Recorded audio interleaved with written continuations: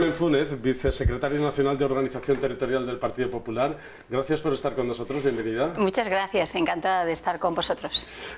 Dice también el obispo, le pide a los políticos que no se politice esto del cónclave, que no se hable de si hay papables más progresistas o más de derechas, ¿verdad? Esto se lo dice a los políticos.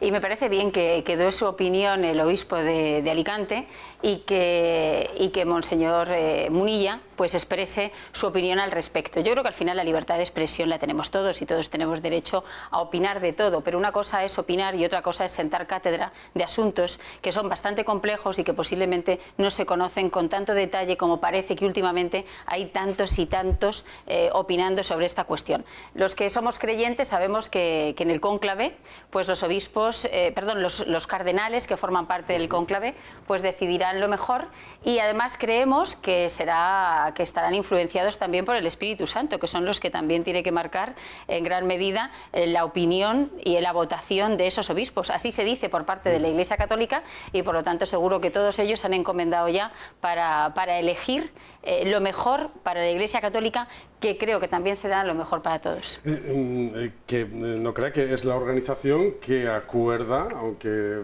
haya discusiones, ellos dicen a veces las hay debates y tal, pero que al final lo acuerdan. A veces nos gustaría cerrar el Congreso de los Diputados y decir hasta que no haya presupuestos que no salgan, encerrados. El problema es que para que hubiese presupuestos no consiste solo en cerrar el Congreso de los Diputados, sino sobre todo consiste en presentarlos. Y lo que llevamos sin ver desde hace ya 2 años, dos periodos de sesiones distintos, es que no se ha presentado la Ley de Presupuestos Generales del Estado. Ni se ha presentado en el Congreso de los Diputados, ni se ha aprobado en el Consejo de Ministros. Sánchez ha renunciado a tener una Ley de Presupuestos Generales del Estado, con lo que eso conlleva. Porque los españoles tienen que saber que cuando estamos hablando de una Ley de Presupuestos Generales del Estado, no solo son las partidas presupuestarias que van destinadas a garantizar servicios públicos, sino que la Ley de Presupuestos también marca la política económica. Si se van a bajar impuestos o se van a subir, si se va a apostar por un sector o por otro, o si se van a hacer inversiones. Y aquí es cierto que decir esto en Alicante,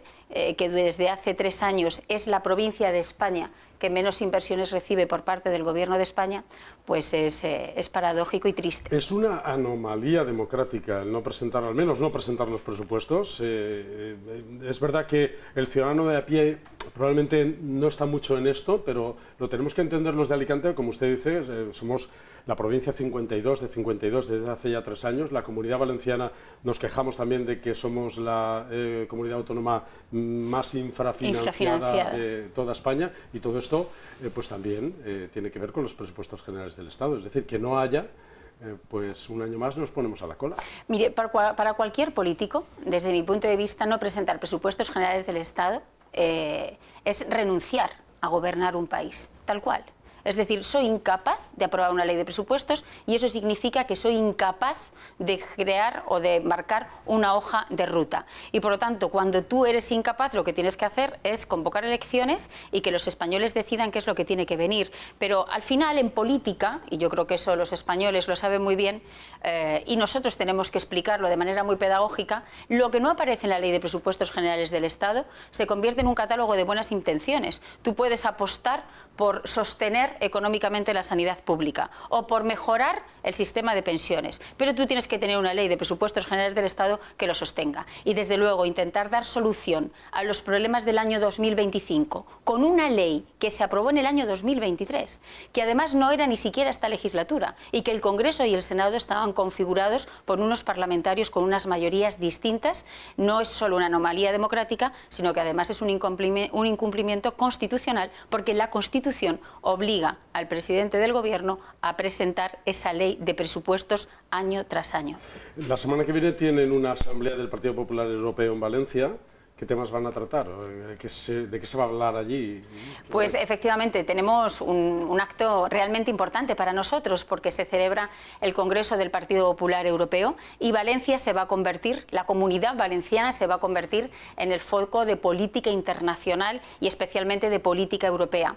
Van a participar 13 primeros ministros, la presidenta de la Comisión, la presidenta del Parlamento, prácticamente muchos, la mayoría de los comisarios europeos, porque hay que tener en cuenta cuenta que el Partido Popular en Europa somos la primera fuerza política y eso hace que, además, en las circunstancias geopolíticas en las que nos encontramos, donde el debate está centrado en lo que significa la política de aranceles que ha impuesto Donald Trump y también las políticas de defensa, la situación que estamos en cuestiones de defensa y en los compromisos internacionales que tiene que cumplir España, pues yo creo que van a ser días muy importantes para la Comunidad Valenciana, para España y para la Unión Europea. Y además, permítame, lo hacemos con un logro, ¿no? Y ya con un éxito, y es que el número 2 del Partido Popular Europeo, del primer partido de Europa, va a ser una española, y eso yo creo que ha sido gracias a la influencia y a la fuerza que tiene Alberto Núñez Feijóo y lo ha conseguido para nuestro país. Una de las preocupaciones europeas y en Alicante, por traer el gancho alicantino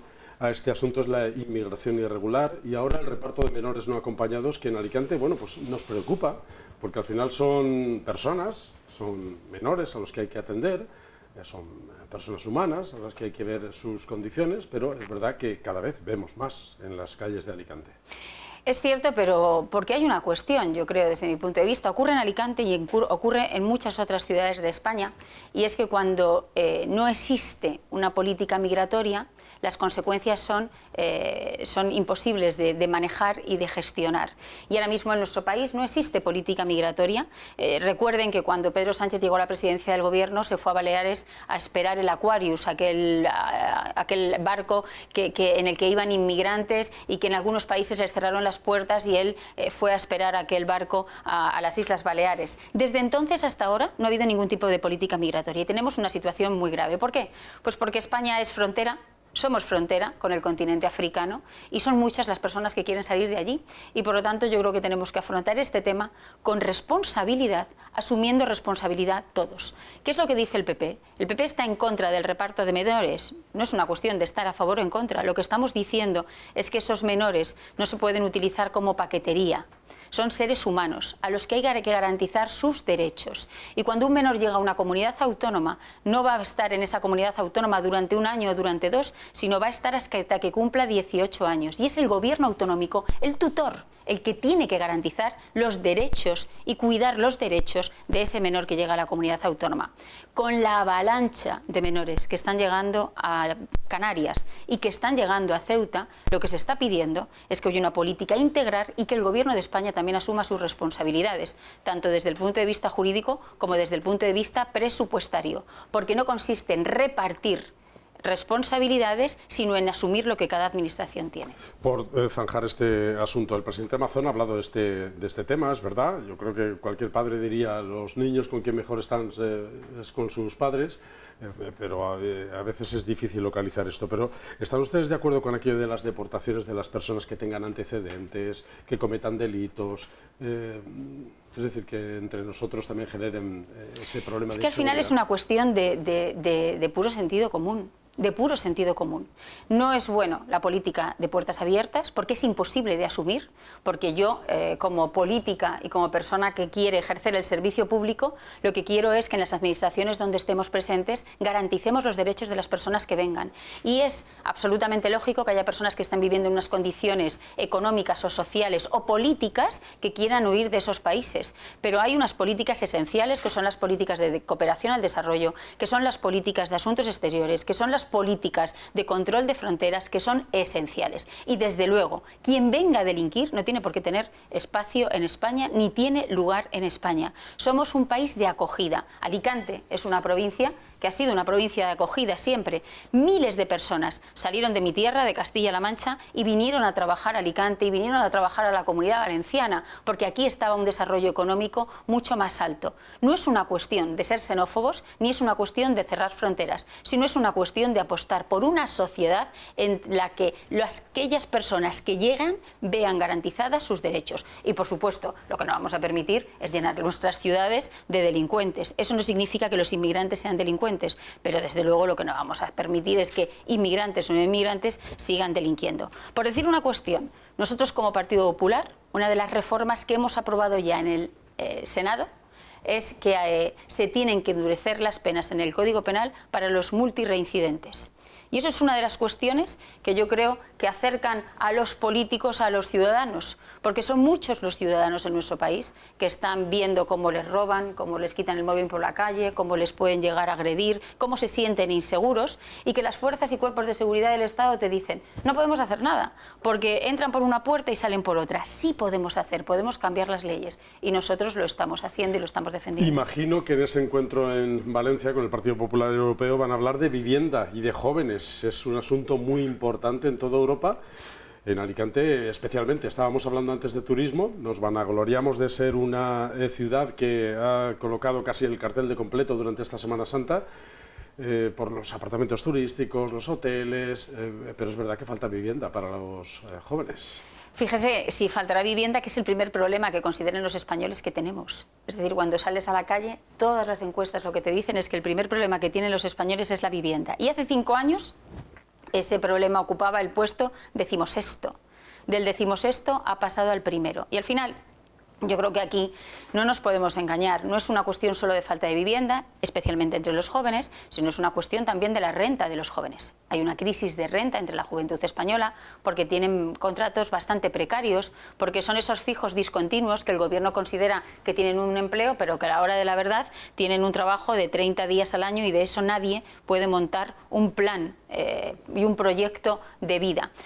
Feijóo, es verdad, y el Partido Popular llevamos presentando un plan de vivienda por toda España desde hace unos meses, desde hace 2 o 3 meses, y lo que queremos es que los españoles conozcan que defendemos eliminar trámites burocráticos para agilizar los procesos de compra de vivienda, y especialmente para los jóvenes vamos a apostar por avales directos y por eliminar impuestos. Impuestos como el de transmisiones patrimoniales, eliminar el impuesto bajada del IVA en aquellas compras que hagan los jóvenes, y crear una cuenta de ahorro vivienda que permita que los jóvenes puedan ahorrar y al mismo tiempo se desgraven impuestos para poder acceder a una vivienda. Yo creo que si mejoramos la calidad del empleo de los jóvenes, les retenemos en el territorio, que es lo que queremos, que nuestros jóvenes formados se queden en nuestra tierra, la mejor manera que tenemos es mejorando la calidad del empleo y bajando impuestos. Han tenido esta mañana una reunión sectorial con mujeres empresarias de Alicante. ¿De qué sectores? ¿Y les han venido a proponer o a escucharlas o ambas cosas que les han dicho? ¿Qué ha sacado de esa reunión? Nosotros hemos venido a escuchar, porque es fundamental. Yo lo repito siempre porque tengo además la convicción de que es así. El Partido Popular es la única alternativa al gobierno de Sánchez. Y si queremos que todos aquellos que no quieren a Sánchez en el gobierno voten al Partido Popular, tenemos obligatoriamente que escuchar a toda la sociedad e intentar recoger cuáles son los intereses, los problemas y, algo muy importante, las aspiraciones que tiene cada sector de la sociedad. Y hoy en esa reunión de mujeres empresarias había mujeres del ámbito del calzado, del ámbito de la automoción, mujeres del ámbito del transporte de viajeros, del ámbito de la banca. Es decir, era una radiografía yo creo que bastante certera de los sectores productivos más importantes de esta provincia, de la provincia de Alicante. Hay grandes empresas en la provincia, pero el 95% largo son pequeñas y medianas empresas. Por eso le decía que había ahí representantes de sectores productivos muy importantes. ¿Y qué es lo que hemos llegado a una conclusión fundamental? Y es que este país necesita que las políticas de igualdad, aquellas que afectan a las mujeres, no generen controversia ni generen división, sino que tenemos que ser políticas que unan. Y algo también muy importante es que si en nuestro país tratásemos las políticas de igualdad como un factor de competitividad, conseguiríamos que se generasen más puestos de trabajo y que mejorase la calidad de las empresas. Por poner un ejemplo, si la tasa de actividad femenina, es decir, la tasa de mujeres que trabajan en la sociedad española, fuese igual que la masculina, el Producto Interior Bruto de España crecería en más de 213.000 millones de euros. Generaría 2,8 millones de puestos de trabajo y conseguiríamos crear alrededor de 290.000 empresas. Creo que apostar por las políticas de igualdad como competitividad y hacer de la conciliación un pilar esencial de nuestro proyecto puede sostener económicamente el estado del bienestar. A lo mejor ha encontrado algunas de ellas un poco enfadadas o con caras largas porque Yolanda Díaz ha anunciado la rebaja de la jornada laboral y esto afecta también a las pequeñas empresas. Claro, una de las cuestiones que más nos han trasladado es que a veces las decisiones que se toman tiene unas consecuencias económicas tremendas. Pero les quiero trasladar algo que también han dicho que ha sido muy importante, y es que con respecto a la política arancelaria, la reflexión que se ha hecho es que no afecta solo al empresario, sino que eso puede llegar a tener consecuencias en los trabajadores. Y el compromiso que han asumido y que han verbalizado las empresarias que estaban allí es que están dispuestas a pelear todo lo posible, y desde luego el Partido Popular con ellas, para defender esas empresas y que ningún trabajador pierda su puesto de trabajo. Y ahí nosotros vamos a estar. El presidente Mazón creo que viaja en los próximos días a Estados Unidos con el sector del calzado, con el sector de la cerámica, para defender a estas empresas y ampliar mercados a pesar de los aranceles. Y el Partido Popular de España lo que está pidiendo también es un plan específico para ello. Carlos Mazón tendrá que estar omnipresente, porque creo que coincide casi en el tiempo el inicio de esa asamblea del Partido Popular Europeo. Va, hace acto de presencia, está... El presidente Mazón, como los miembros del Consell, como los alcaldes más importantes de esta comunidad autónoma, como los diputados, senadores, pues lógicamente tendrá presencia, como no podía ser de otra manera, al ser el presidente del Partido Popular de la Comunidad Valenciana, ya no solo presidente autonómica. Se va a Estados Unidos, y luego se va. Va a ser compatible el estar presente y el hacer que se escuche la voz de la Comunidad Valenciana en el Congreso del Partido Popular Europeo, y al mismo tiempo defender los intereses de los empresarios y de los trabajadores de la Comunidad Valenciana en Estados Unidos. ¿Cómo ve al Gobierno? Estamos desde la distancia. Nosotros no hablamos mucho del Gobierno de España, porque nuestro fuerte es la proximidad y hablamos de los temas de proximidad, pero es verdad que siempre que haya un gancho que conecte con lo alicantino, esto de la jornada laboral afecta mucho, porque hay muchas industrias de calzado en la provincia de Alicante y de otros sectores que tienen grandes plantillas estructuradas. Pero yo le quiero preguntar, desde la cercanía que usted tiene ahí en el Congreso de los Diputados, ¿cómo ve la relación de Partido Socialista y Sumar? Ahora con esto del armamento, no sé si van a renunciar Yolanda Díaz y los suyos. Pues mire, esto es una sensación tremendamente lamentable en la que nos encontramos, porque es un gobierno roto, nació roto, porque un perdedor intentó llegar a ser presidente del gobierno al precio que sea, y llevamos pagando el precio desde hace mucho tiempo. Hoy hacía usted referencia ahora mismo a los contratos en materia de armas que tenían con Israel, y hemos conocido esta misma mañana cómo esos contratos el gobierno los da ya por amortizados, es decir, van a romper esos contratos. Lo que los españoles tienen que saber es que cuando se rompe un contrato de estas características hay una penalización, y habrá que preguntarle al gobierno de España cuál es la penalización del incumplimiento de esos contratos y cuánto nos va a costar. Porque eso es precisamente lo que vamos a pagar todos los españoles para que Sánchez contente a sus socios de gobierno y él pueda seguir en el Palacio de la Moncloa. Hasta ahora hemos pagado el precio de los indultos a los independentistas, hemos pagado el precio de la amnistía a los independentistas, que no es otro que hacer que los españoles seamos desiguales ante la ley, algo que no dice nuestra Constitución, sino todo lo contrario.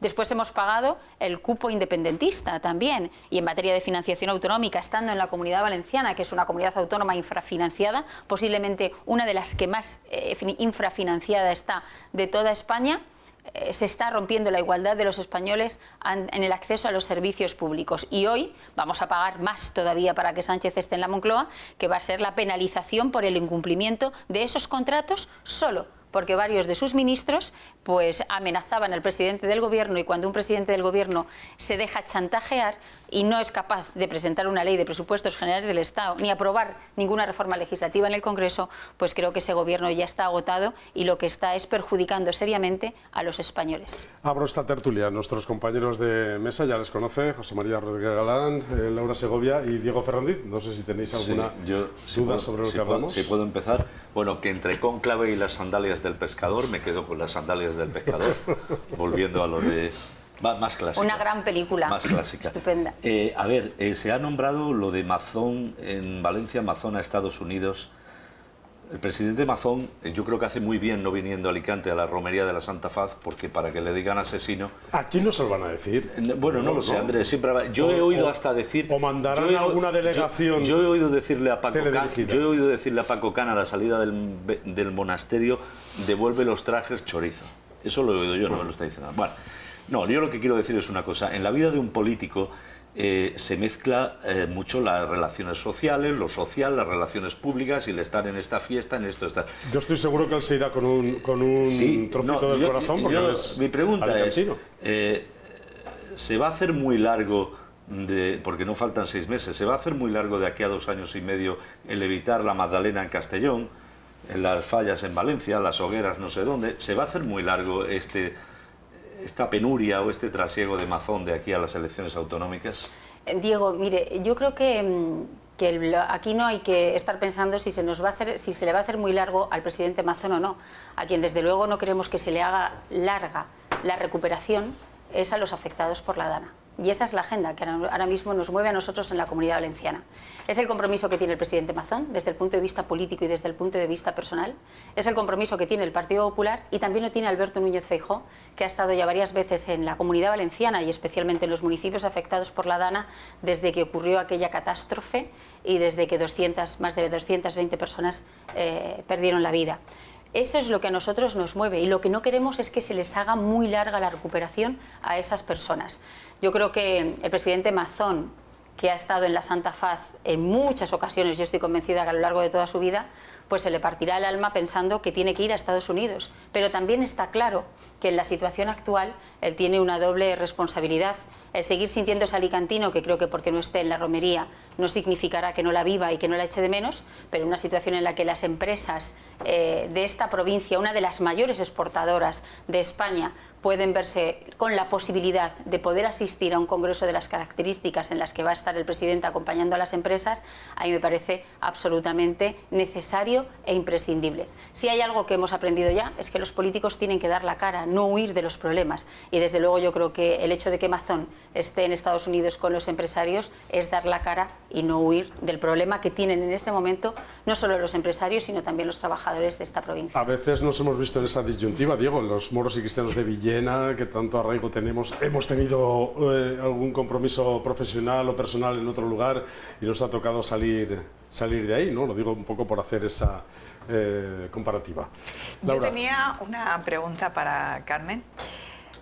Pues ya que has hablado, ¿no?, de la vivienda y además que me dedico a ello profesionalmente últimamente e indirectamente desde hace muchos años, ¿qué medidas ha propuesto el Partido Popular en la Comunidad Valenciana? Porque únicamente bajar los impuestos y decidir, o no sé, bueno, eso es como pedirle a la Virgen o al Papa, ¿no?, que los jóvenes tengan mayor poder adquisitivo, pero yo creo que uno de los principales problemas que tiene la vivienda es el suelo, y sobre todo la carga de impuestos y de cargas y de burocracia y de gestión que hacen las administraciones públicas. Ese para mí es el mayor problema y hasta ahora no lo he visto, no lo he leído, o se me ha pasado por alto. ¿Qué medidas han propuesto? Sí, mira, Laura, es una medida que nosotros llevamos defendiendo desde hace unos meses, porque identificamos que era uno de los principales problemas que tenían no solo los jóvenes, sino una parte importante de españoles. Fíjese en algunos de esas personas mayores que han estado viviendo durante toda su vida de alquiler y que ahora prácticamente ven que con la pensión que tienen son incapaces de asumir el coste del alquiler de muchas viviendas como consecuencia, pues, de la subida de precios. Por lo tanto, hemos hecho del plan de vivienda uno de los pilares fundamentales de nuestro proyecto. Hemos recorrido toda España explicando algunas de las medidas que yo, Laura, le quiero dejar aquí encima de la mesa y que lo que buscan fundamentalmente es aumentar la posibilidad de que haya más suelo para que se pueda construir, que haya menos burocracia, que eso ralentiza los procesos de aprobación de los planes de ordenación municipal en los ayuntamientos y por lo tanto ralentiza la salida de suelo para poder construir, y algo muy importante que es la seguridad.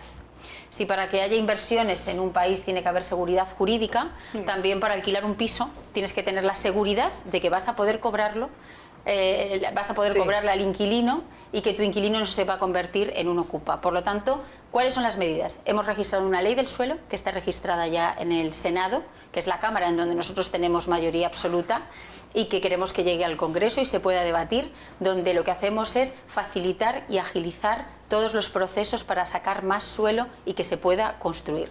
En segundo lugar, en materia de jóvenes y no tan jóvenes, lo que han hecho los presidentes de todas las comunidades autónomas de España gobernadas por el Partido Popular es comprometerse a, entre otras muchas cosas, bajar el impuesto de transmisiones patrimoniales a un 4%.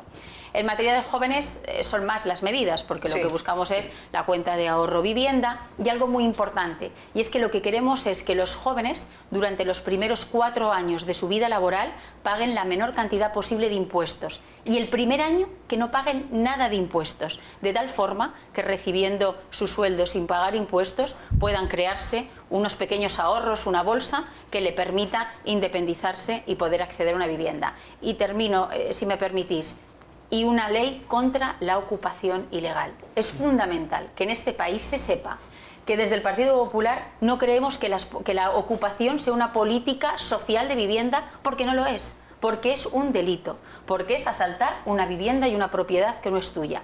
Y cuando hablamos de viviendas alquiladas, estamos hablando de familias trabajadoras que han hecho un esfuerzo de ahorro comprando una vivienda para que habitualmente cuando se jubilan tengan un complemento a su pensión, y que en este momento esas familias o tienen ocupas o tienen inquiocupas que no les pagan el alquiler, o tienen miedo a sacar esas viviendas al alquiler por miedo a que no les paguen y que no les puedan y que la vivienda prácticamente deje de ser suya, porque el problema muchas veces en la actualidad son más los dueños de las viviendas que los inquilinos, o eso es lo que nos están haciendo creer. Por lo tanto, queremos seguridad jurídica y que esa ley nos permita, si se aprueba, echar a los ocupas en 24 horas. Yo estoy convencida que con seguridad generaremos confianza y muchas más viviendas saldrán al mercado del alquiler y permitirán, con la ley de oferta y demanda, bajar los precios. Eso va a tranquilizar a muchos propietarios de segundas residencias. Ya sabe que Alicante, Playa San Juan y muchas zonas residenciales, el puente del 1 de mayo va a estar esto a tope, porque como es el día 2 es fiesta en Madrid,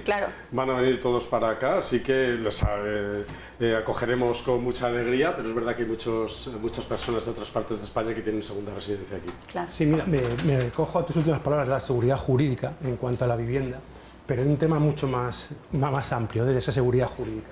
Y es la seguridad jurídica de no respetar la Constitución. Es decir, tenemos un gobierno que no respeta la Constitución. Y yo quiero bajarlo a un tema en concreto. Viene desde parte del Senado instrucciones o leyes aprobadas por el Senado que está el Congreso obligadas a debatirlas, y el Congreso está paralizando eso. Esto lo vamos a explicar de una manera rápida, porque es muy rápido. El Senado aprueba una ley, tiene que ir al Congreso para su aprobación definitiva. Lo digo porque como hemos presumido desde el principio de hacer contenidos de proximidad para no liarnos. Es que voy a eso, voy a una ley que lleva 28 prórrogas en el Congreso, que es la modificación de ley de costas, que afecta a toda la costa de España, pero afecta principalmente a toda la costa levantina.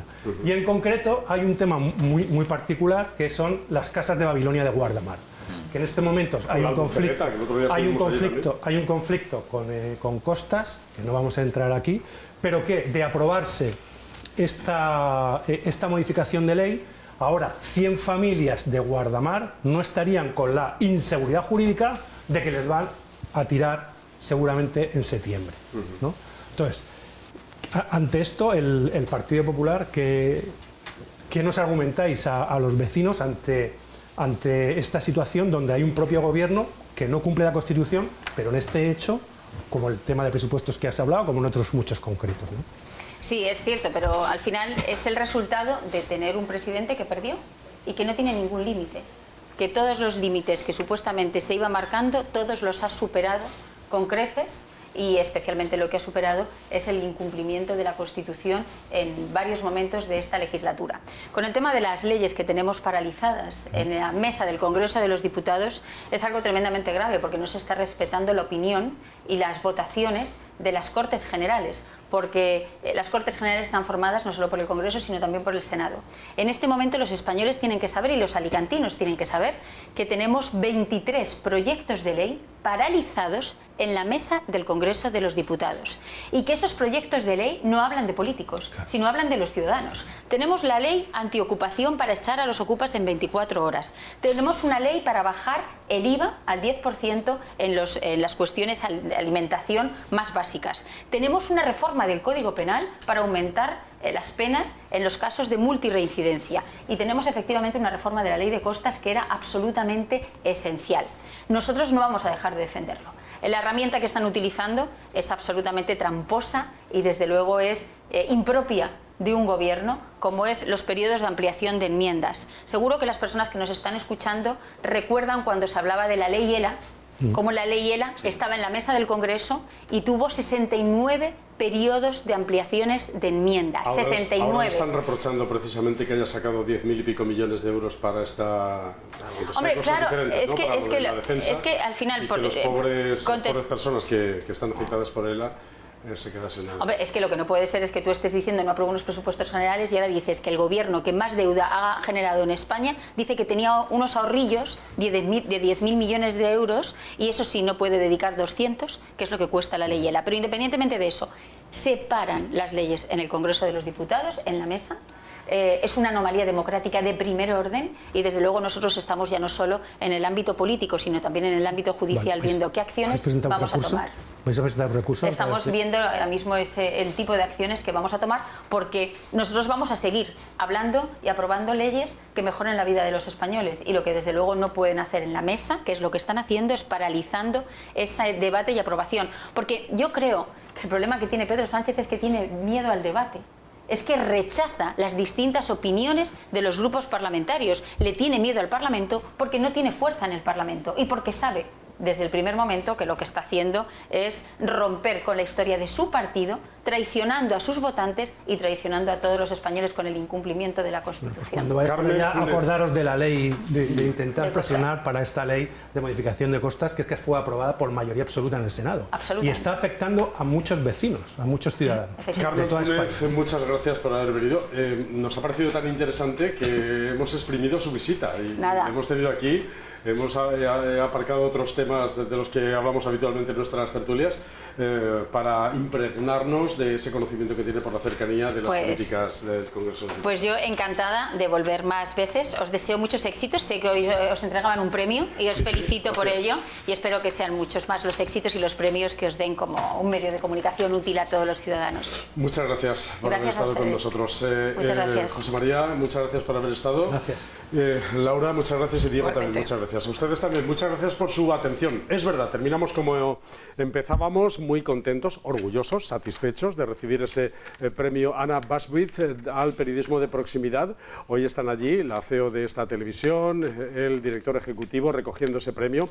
Les enseñaremos las fotos cuando nos las manden a partir de esta noche y algún vídeo también de cómo recogemos ese premio, del que nos sentimos muy congratulados. Pero continuáramos trabajando con el ímpetu que siempre hacemos para llevarles toda aquella información, crítica, debate, posicionamiento de las diferentes personas y las diferentes posturas sobre los asuntos locales, lo de proximidad, que es al final lo que más nos importa. Gracias por su atención y hasta el próximo programa.